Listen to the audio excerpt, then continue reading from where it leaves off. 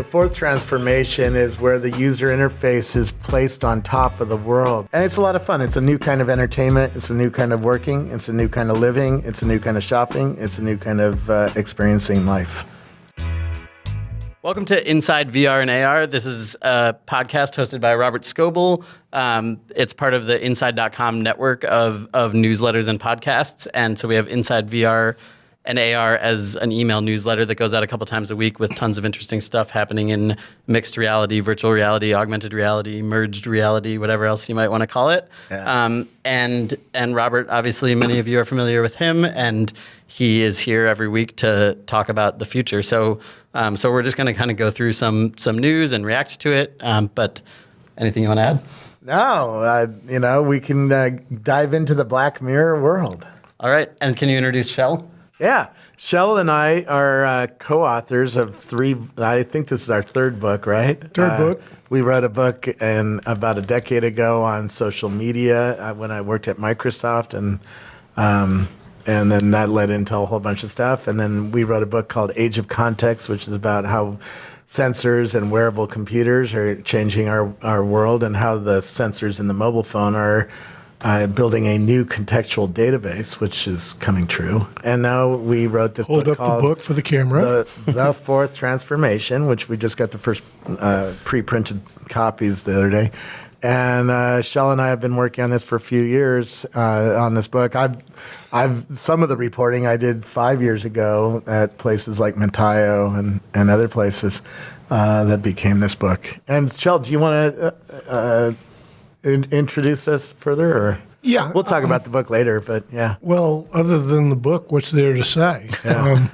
But it's how augmented reality and artificial intelligence are changing everything, right? Literally everything. Yeah. Can you just start off? The book is called The Fourth Transformation. Can you tell us what the first three transformations were? He's pointing monsters at me right now, and I get very self-conscious when I know that there are rats on the floor. So this is an audio show, so we need to stay on topic, guys. Yeah, we'll talk about the rats on the floor. Okay, so they're not seeing how weird you look. Okay. What was the question again?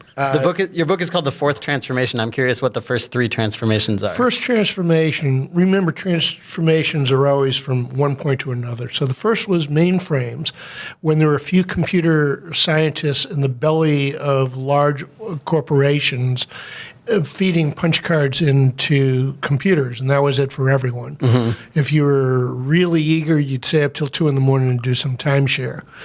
That transformed into the personal computer.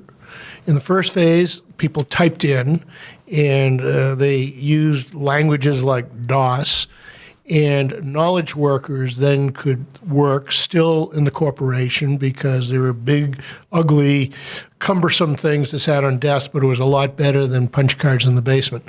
The third one is where it gets cool. That happens when the Mac comes along. Graphical user interface. And suddenly we could point and click and do things, and then everybody could use computing, digital computing. And then the next one came along with the iPhone, to you too.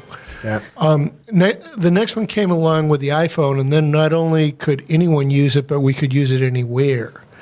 And now here comes the fourth transformation, which Robert will pick up the story right there. Yeah. The fourth transformation is where the user interface is placed on top of the world. So I'm using a Microsoft HoloLens, and I'm wearing that right now.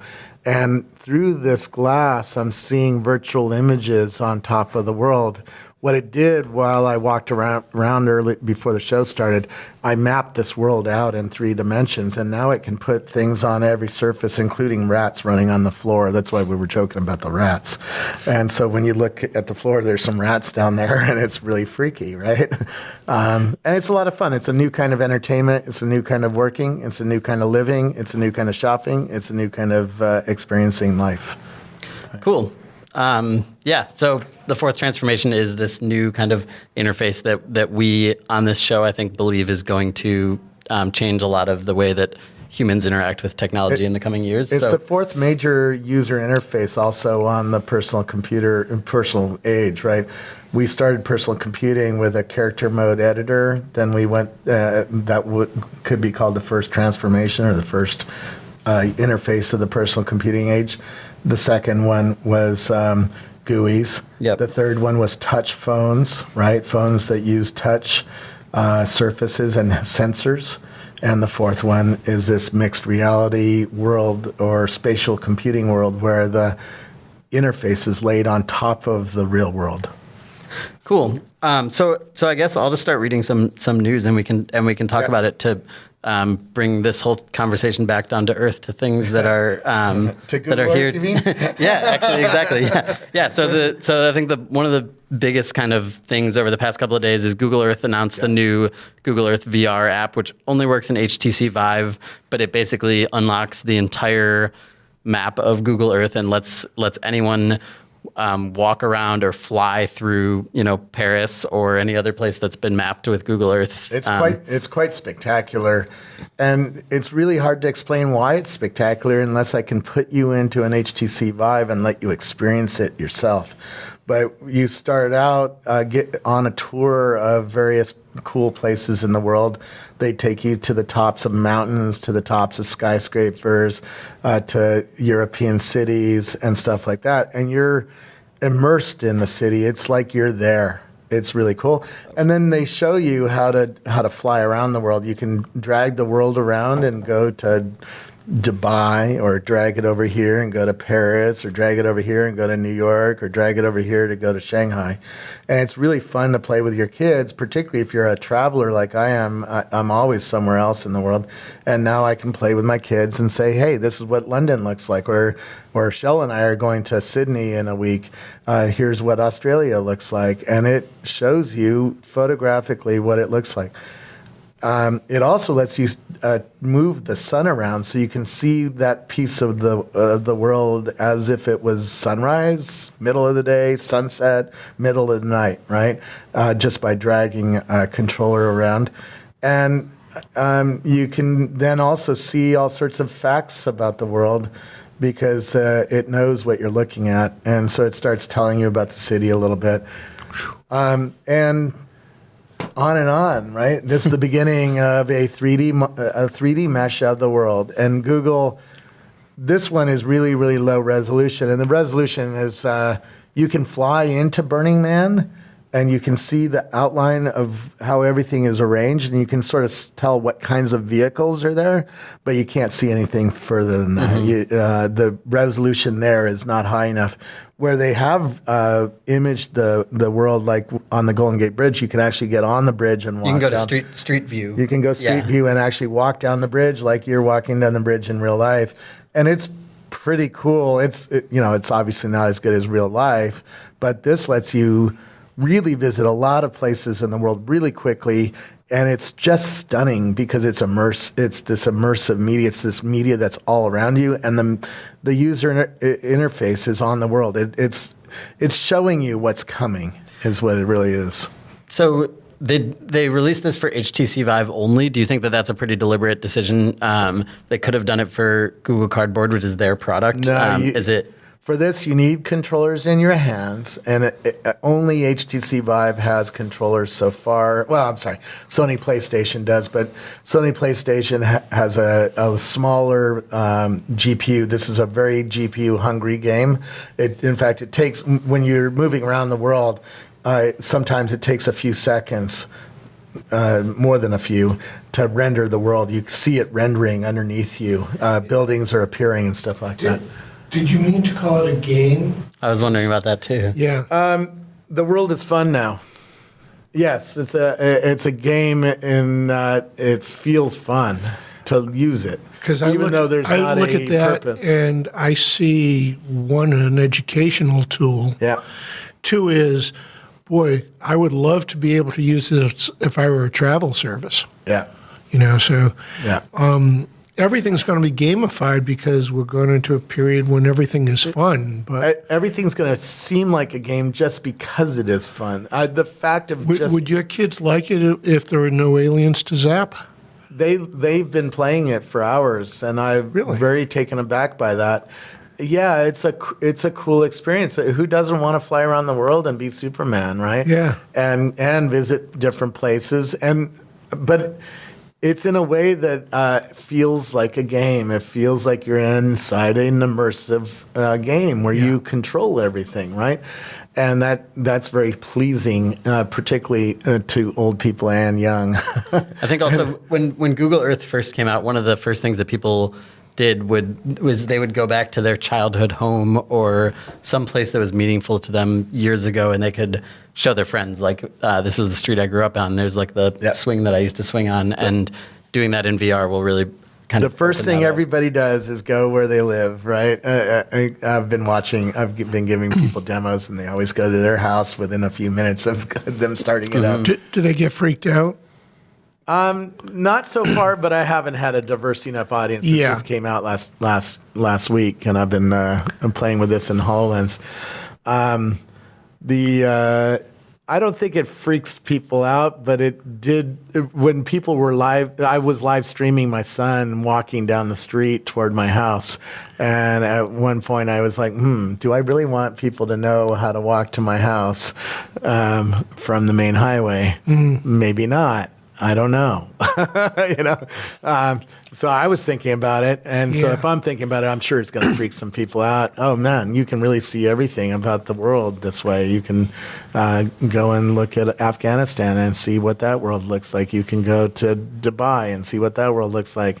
So I think it's gonna be a very positive thing overall, that people are going to discover the world in a new way and have some context.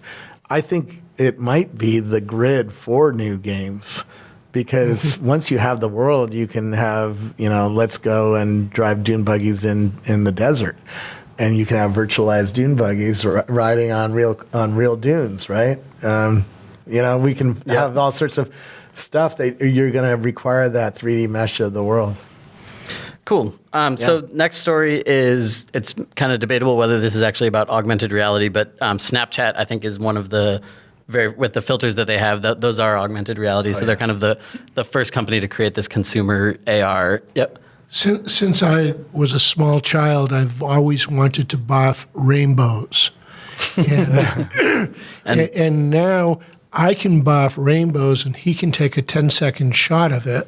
Exactly. And this is as good as it gets for me. Yeah. So Snapchat has now released sunglasses. I'm sure that most people listening to this are already familiar. They're called Spectacles, and they've been releasing them in a way that is actually quite a spectacle. They put a vending machine in a random location, and it shows up on a map, and then hundreds of people flock to that location. So they've done the Grand Canyon, they've done Big Sur, and then today it was in New York City, about 50 feet from the Apple Store in Manhattan, and it's actually a retail location that has one of these vending machines inside of it, and there right now are hundreds or more people lined up around the block for these sunglasses. So my question my son bought me a pair in that store this morning, so he was there and posted several photos from inside the store and told us what was going on. Yeah, I actually do have some photos as well that we can pull up. Yeah. But yeah, so I guess my question, Robert, you were big on Google Glass early on, and that was kind of a spectacular. Well, maybe it wasn't a failure because it was a research thing for them, but it clearly didn't take off as a consumer product. Yeah. And I think Snapchat has at least shown with a small group of people that people are excited and proud to wear a computer on their face. A lot of people blame me for wearing it in the shower, and they say that's the cause of its failure. Not true. A great product will survive any PR that is generated about the product. And this Snapchat product is a great product because it limited itself to just the camera. The real problem with Google Glass, and the problem that's coming with these mixed reality glasses like HoloLens or Magic Leap or something from Apple or something from Meta or something from ODG or whatever, is that when you have a screen between us, it messes with our social contract with each other, and we don't know how to renegotiate it. Right now, if you pull out your phone and start looking at Facebook, I can bug you about that. I can say, hey, we're doing a podcast here. Is Facebook that important? That's what I did when you had the HoloLens. Yeah. Get back involved in this, right? You renegotiate the social contract. Yep. And when you have a screen on your face, it messes with that, and you don't know how to explain it, so you blame the camera. The fact that they got rid of the screen as an introduction capability of this new glass is brilliant. Plus, we're testing the theory of the curse of Scoble's showers. 2 days ago, he posed in the shower with a pair of spectacles on and nothing else. Yeah. That's right. The same thing he did with the Google Glass. Well, I did have pants on in that one. Prove it. Prove it. I have a picture. Well, how do we know they were taken at the same time? Well, you can. I mean, let's make this a naked I was at conversation, work, Robert. I was at work. But, it's, I think, Google actually made a mistake that looking back, I don't know how they could. They consumerized a product that was for developers. Yeah. And developers understood when they saw this, there was potential there. But people walking into taverns on a Friday night wearing things that flash when you looked at them and that you had to talk to or tap or gesture, the world wasn't ready for it. I wasn't ready for it. And it was also, I think a lot of it was it was trying to create new behaviors. I think that, like today, the Snapchat spectacles are for people who are already posting to Snapchat all the time. And so it's not a new behavior. It's just a new interface that lets them do that without using their hands. Yeah, and essentially. it's a really brilliant implementation of that. So for people who aren't yet on Snapchat, Snapchat is a few things. It's a messaging service that the messages go away. But forget about that. This is aimed at the people who create stories for other people. And a story in Snapchat is like a daily TV show, only it's cut up into 10-second little chunks. So during your day, when you're doing something interesting, you're just going to hit a button or tell your friend to be interesting. Hey, be interesting, right? Make a face at my camera or kiss that girl or whatever, right? Mm-hmm. And I'm going to film the next 10 seconds and you're going to have to be interesting. And then you go on my story. And with this new glass, it's a round video. So your viewer, no matter how they orientate their phone, it's always going to be, the video is always going to be face up, right? And it's really cool to do that video watching, flipping your phone like this. It makes it really cool to be a viewer. Where this is going is... it's clear Snapchat is aiming at this mixed reality world also. They are just building a brand that you're going to get used to having on your face first. And for a kid, $129 is affordable. This $3,000 Microsoft HoloLens is actually far cooler in the end game, but is unaffordable, is unwearable because it's too big, and it's nerdy right now. In 3 years, something like this is going to be on our face, and I think Snap is in play for that in a big way. Yeah, I was glad you mentioned that it's now called Snap and that they're no longer what they were. They're now a camera company. And GoPro that's is a big dead. Signal on where they are going. I mean, my friends, several of my friends says, oh, the Snap glasses are like a GoPro camera that's been shrunk down to a sugar cube and put inside a sunglass frame. You have strange friends. Well, that's what it is. It's a small little camera in the sunglass frame, and it's a connected camera, so you can see on the phone what's going on, right? And so now you can start bringing in augmented reality memes into this experience of carrying around a camera, and it'll be worn by all the kids because all the kids are on Snapchat. They like the brand, right? My son says it makes him feel cool to have a Snapchat glass right now, right? That's why he was motivated to get out of bed because he feels something emotionally about this brand. So to go a step farther with this, I think we see GoPro today kind of struggling, and the thing that they invented has become commoditized, which we always see in lots of different categories. But a good example where the commoditization actually didn't lead to massive negative impacts was Apple with the iPhone, where they've continued you can get a phone that has the same performance or better performance, but the iPhone continues to kind of be the market leader. We'll see what happens going forward, but I'm curious, do you think Snapchat is well positioned where they're not going to be a hardware only company, but they might be a hardware company, but they have the brand that people love and the platform that people love? So having the platform matters, because why are you going to buy a Snap Glass instead of a GoPro?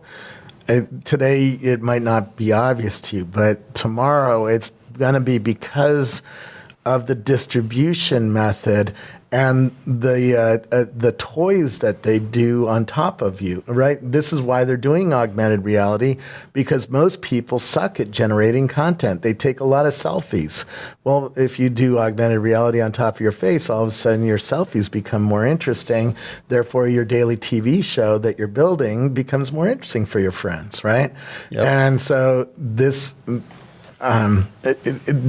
watch what they do with it. It's an entry point. It's a beginning. It's not an end point. It's really going to set them up well for 3 years from now.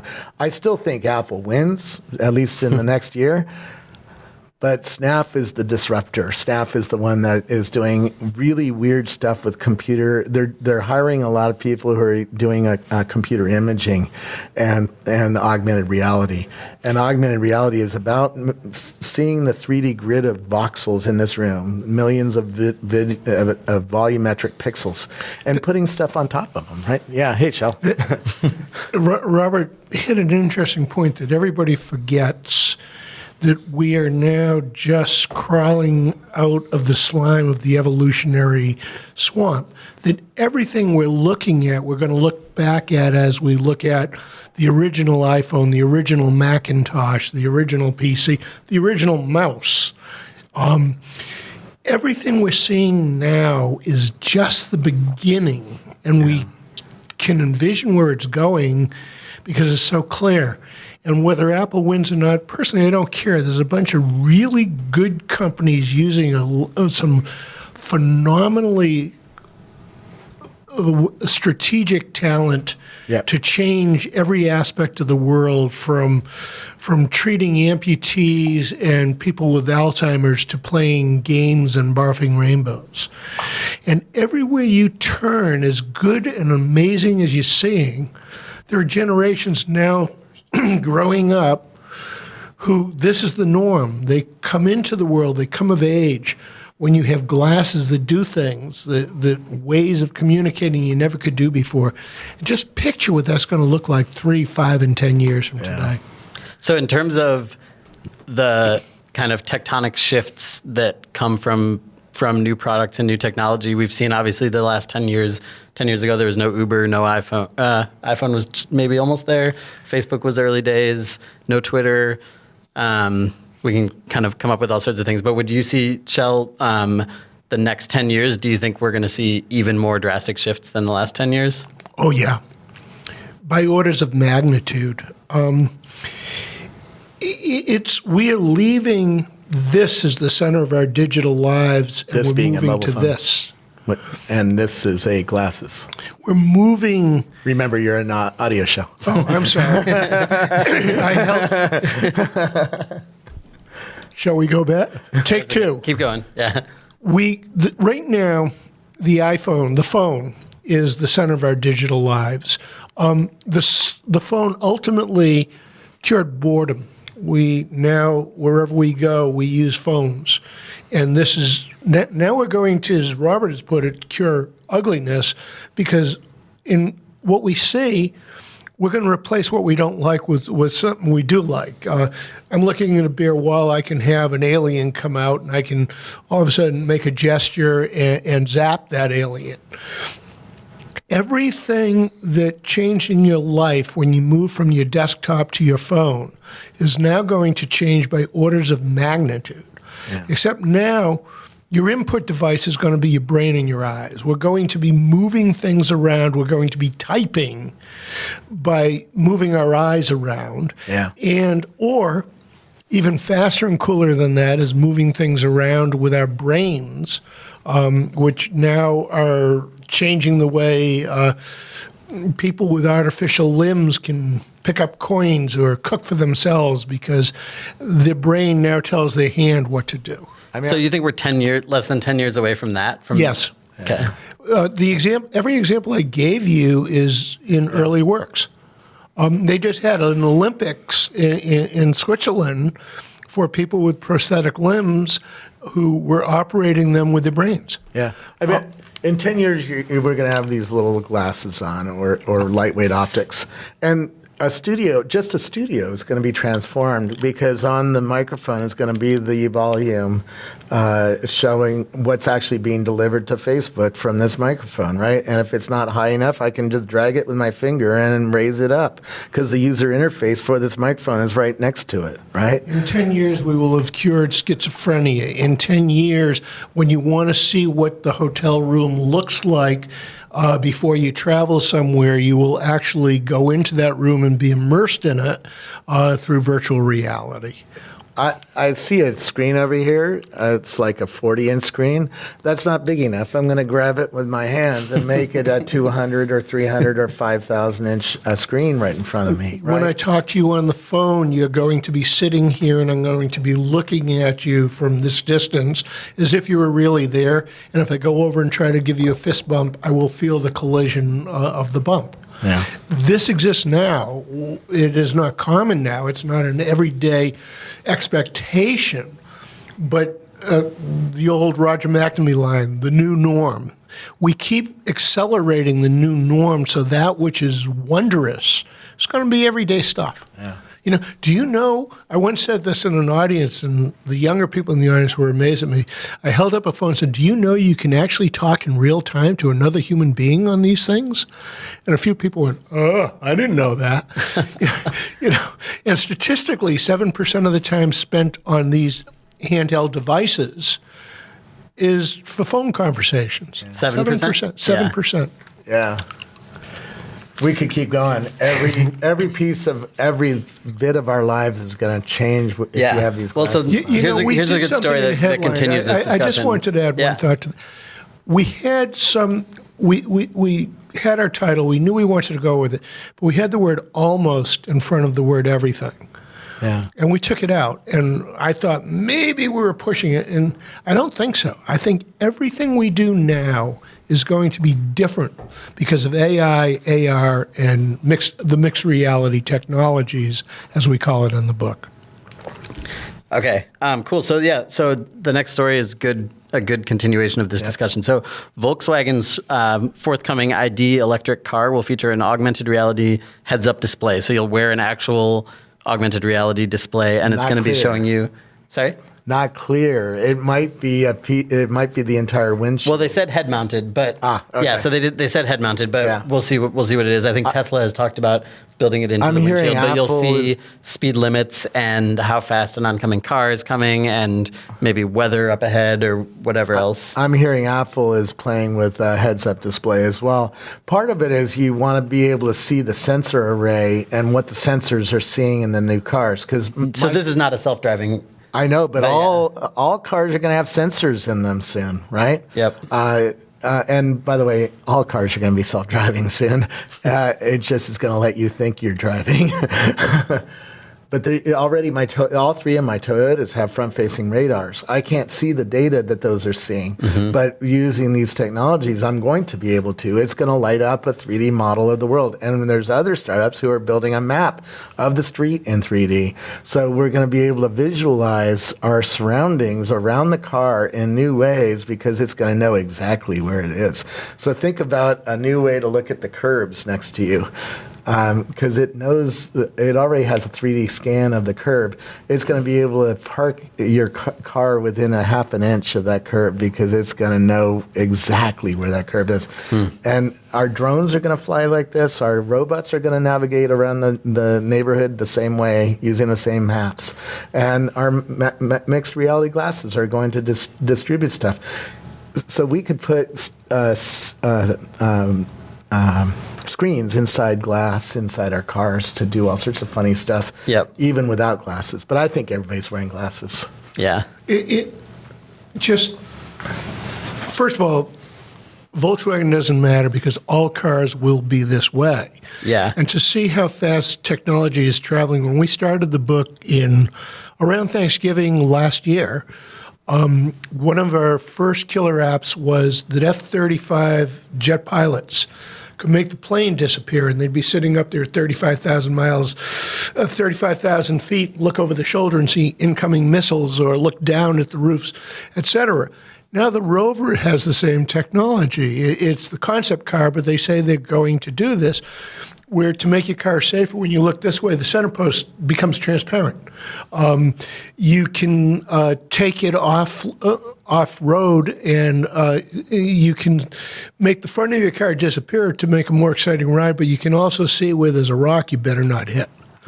So technology that starts in the military and costs millions of dollars start becoming an everyday add-on to the automobile in the near-term future. So for this particular product, Volkswagen is probably wasting their time building an actual headset because they could probably do a better job of. Here's and first of all, it says heads-up display. That doesn't. Oh, you're right. Sorry. Necessarily mean a headset. Right. I thought I saw head-mounted. It can be the whole windshield in front of you that's going to change that makes what it shows more sense. you. Yep. Because it could show you all sorts of stuff about the street coming up, which would be fairly magical for most people. I'm going to go slightly off topic with Volkswagen, because what they had was the worst PR problem they've ever had, in that they knowingly lied about emission controls. And they needed desperately to change the conversation. And I think that's what they did, and what they've announced is not unlike things we've been hearing about for years from Audi, Toyota. I mean, we can name 10 cars before we get to Apple and Tesla. Yeah. This is what they're all doing. Now I'll go back to this topic at hand. What else are we doing? Yeah. Sorry, I was just seeing if we had any interesting questions. I'm watching. Oh, you are? Okay, I'm cool. watching here. All right, let's see. By the way, Josh says it sounds like Google Glass. So there's lots of differences between the Snap spectacles and Glass. Glass had a screen that was up here. It was not augmented reality. It was just straight on a screen real estate up here. The camera sucked compared to the Snap camera. It wasn't a really well-connected device to any social network. This is highly tied to Snap. So if you're a Snap fan, you're going to like this. If you don't like Snap at all, you're going to hate this product, right? Yep.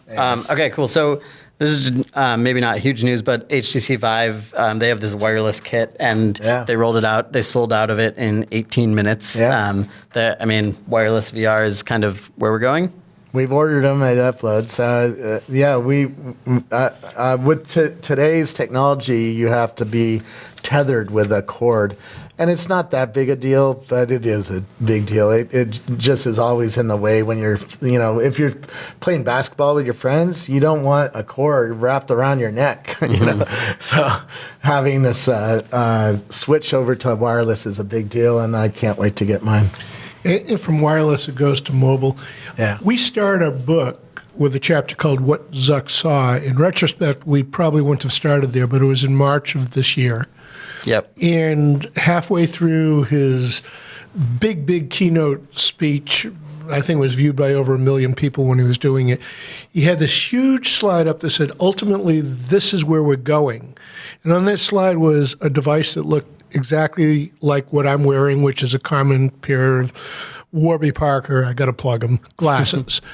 And this device will be everything we're talking about now. It will be wireless. The GPU and CPU will be in it. The Wi-Fi capability will. Apple is going with glasses with very little compute in the glasses, and everything's in a pack in your That's pocket. correct. But as I was saying, Robert, the vision is to get rid of Zuck's vision was to get it all into a single device like this. Yep. And I believe even if Apple isn't going to do this in Robert's heartthrob launch of next year, this is where it'll eventually go. Maybe eventually it'll be contact lenses. But the vision of Zuck is what I see happening. And whether you have an attachment, like Magic Leap's supposed to have this device that's the size of an iPhone, that's really a battery pack and a Wi-Fi pack, and Apple may have it tethered with an iPhone for now, but eventually this is it. Mm-hmm. This is it. And all the interaction with things will be brain and eye and nothing else. Yeah. And that's 10 years away. Fingers. These things are really adept at seeing haptic gestures. technology. No, gestures right in front of you. The 3D sensors are really good at seeing your fingers touching things. Your fingers can't move as fast as my eyes. They can move pretty fast. And with the 3D sensor that's on the next iPhone, it can tell how hard I'm pressing on a table from 3 foot away, so it can do pressure-sensitive ink on the table laid on top of me. So all sorts of fun new interfaces are coming. Yeah. Right? I think that's what our whole book is about. iFluence has a keyboard of the future, and they told me that I could type 9 times faster with my eyes than I can with my fingers. I got to see a prototype of how it would work, and to demonstrate it, I played whack-a-mole twice. I might have been the only person ever to reach my age on the planet of Earth that had never played it before. But I did pretty good nodding at I forgot we're not on video. Nodding whenever one of those cute little creatures lifted its head. And then I played it a second time, and this time I just moved my eyes. And I was 47% faster in my 2 minutes of molesting moles. Yeah. And it just gives me a sense that all the gestures that we're doing now will probably diminish because it's just so much faster, easier. Then we're going to get to the point where somebody's going to call it telepathy. Everybody's avoiding the word, but that's what it is. Jacking in, we call it. When your mind can move objects. They may be virtual objects, but that's what's happening. These devices allowing digital technology to interact directly with the human mind, and that is...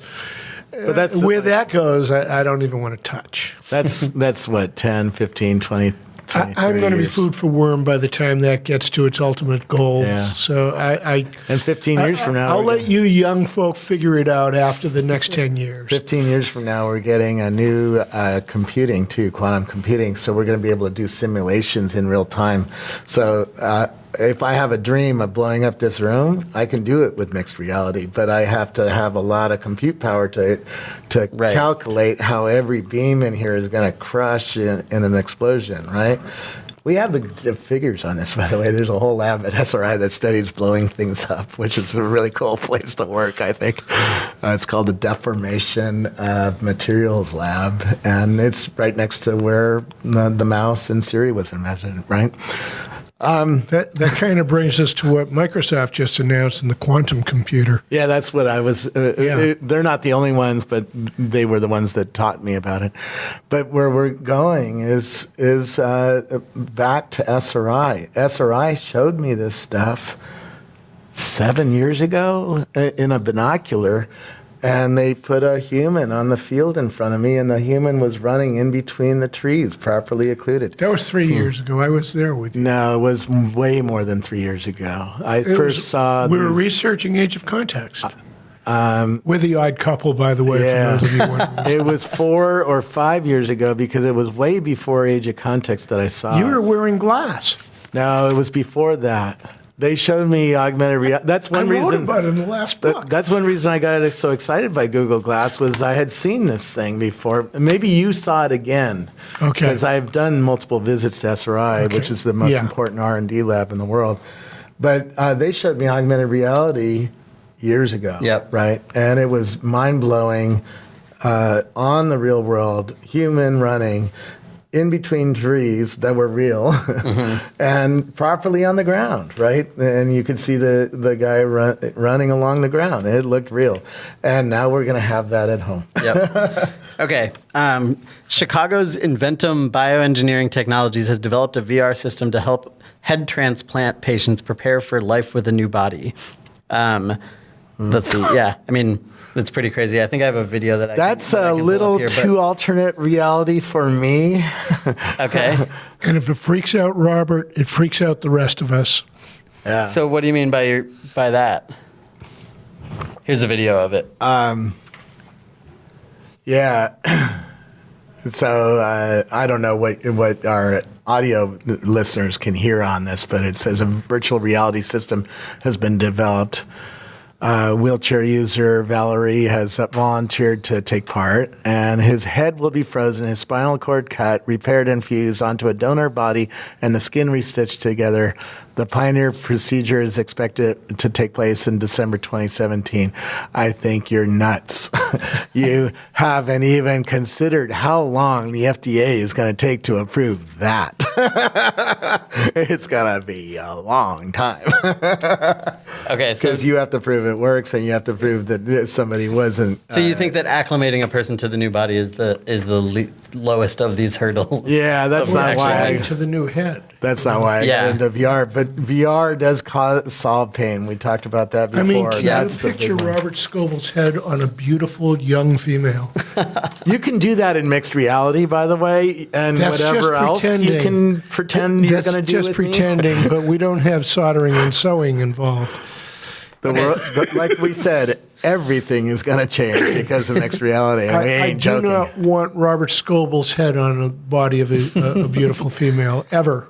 Okay, so one last story, and then I think we probably should be wrapping up here. But so Intel has been kind of chasing NVIDIA, I think, with all of the mixed reality graphics processing, and they made an announcement this week with their Project Alloy headset. They call it merged reality. So they say they figured out a way to offer a PC-like VR experience without the need to tether the headset to a computer system. The reference design has two processors, Intel's RealSense 3D cameras, and a detachable rechargeable battery. The first headset that ships will be based on Microsoft's Windows holographic desktop software. So the same thing that your HoloLens is using. Yeah. Intel's in a war with NVIDIA and AMD over who gets to build the engines that are inside these new products that are coming, right? Intel bought a company called Movidius. They make the chip that's inside the DJI drone that allows it to navigate through the trees that you're flying through, right? And not hit any of them. It sees the trees in 3 dimensions and I need builds to them out. interrupt. Thank you, Yeah. Francine Hardaway. Robert keeps reminding me to uncross my arms, too. I'm now holding them behind my back. Just be yourself, Shel. In that case, Anyways, this is the nice thing about having media like this where the audience can interact with us. So if you want to be interactive with us in future shows, just watch. Usually we do this Tuesday afternoon at about 2:30, right? But we'll skip I it want to go around. back to Intel for a minute because Yeah. the very next day when no one was looking, they announced that they were laying off most of their wearable staff. This is after buying some pretty cool companies in the last 3 or 4 years that I thought was going to help them get back into the game. But they very intentionally, I'm a recovering PR guy, and what they did was a brilliant job of burying the news of the week. They had this developers conference, and they talked about what will be and what should be and what could be, while at the same time eliminating the last 5 times they had a developers conference and what they were talking about was going to be then. So I think Intel has lost its way. I think that's, just to finish, Yeah. to me, that Intel is the godfather of the Silicon Valley I know. It all started with them. I've been a fanboy of theirs.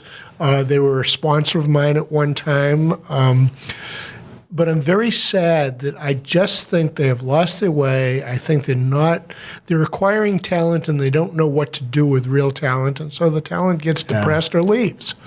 So can they catch up with NVIDIA? No. Not a chance. They can try to leapfrog, but they're going to have to wait a long time. Yeah. I don't. AMD is in a much better position. They say, we're not going to catch up with them. We're just going to be a second source. And every big buyer wants a second source. Yeah. Yeah, and this space, I've been watching NVIDIA. At CES, I told people in an audience to buy NVIDIA, and it's tripled in a year. And that advice came from, I saw it in every self-driving car demo that I got in January. I saw it in every VR demo that I got, and I saw it in every cloud computing demo I got, because anybody who's building artificial intelligence to see the world and tell us something about it is going to build it probably on an NVIDIA chipset. It's even in the smart the June Smart Oven. Yeah. It's like a $1,200 oven that has a $400 NVIDIA chip in it. Because it has cameras inside looking at the food and Yep. doing image processing, and it needs those kinds of capabilities. And so Facebook has already bought 70,000 NVIDIA cards for its data centers, and it told us it's going to make that number 10 times bigger within 2 years, right? So 700,000 or more. Yep. Anyways, Cool. The world of this Intel world is being fought out at the chip level right now, and soon at the product level. And so you're starting to see. NVIDIA gave me a tour a few weeks ago to show me their version of this headset. Intel is doing their version.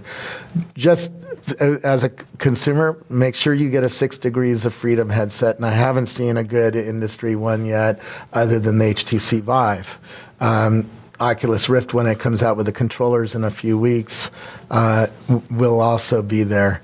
But if you don't have one of those two headsets right now, you're not experiencing what I'm experiencing at home, playing basketball, shooting people, doing things with other people, flying around Google Earth. Right? And you think within 12 months, our listeners who don't want to spend $3,000 for that experience are going to be able to do it with both Android and iPhone, because both Android and iPhone are getting 6 Degrees of Freedom over the next year. I want to address that a little bit too. Yeah. This is classic Moore's Law, which of course stems from Intel. Yep.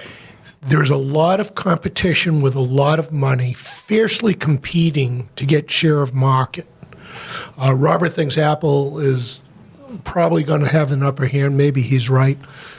But as far as I can see into the future, there are going to be a lot of players fiercely fighting for share of market. It's going to get cheaper a lot faster. It's going to get better a lot faster. We've all played today with HoloLens, which has a narrow field of view. I have no worries about that at all. Microsoft has made it clear that one of the one or two ways that it's betting its future is on HoloLens, and it's going to get a whole lot better than what we saw today. Yeah, I just interviewed the vice president in charge of engineering of building the product for HoloLens, and he has a long roadmap ahead. And he says that he's focusing on optics, on sensors, and on compute power, because you need to make everything really small and you need to save battery. And Faster, better, cheaper, faster, better, cheaper, faster, better, cheaper. What's new? Yep. But this is the new war. It's a multi-$100 billion war, and over the next year, we're going to play it out on this podcast, right? Yeah. Well, that's probably a good point to end. We should show everyone the book. Yay. The Fourth Transformation, written by Robert Scoble and Shel Israel. Going live December 7th on Amazon. December 7th. Can you Pearl Harbor Can you Day. pre-order it on Amazon? You can pre-order today. Pre-order it today. Operators are sitting by. Click on my banner photo, and the URL is. Well, in the actually, banner the photo. operators are bots. Yeah, my banner photo on my main profile has a link to the pre-order. Okay, I so do on mine. Facebook.com/Robert Scoble, you'll be able to find a link to it. And we will be back soon. Thank you, everyone, for listening. Also, go to inside.com/VRAR to subscribe to our virtual reality, augmented reality newsletter. And if you want to subscribe to this podcast, vrpodcast.inside.com, or just search iTunes or SoundCloud or any podcasting app for Inside VR and AR or Robert Scoble's name, and you'll find us. Have a good day.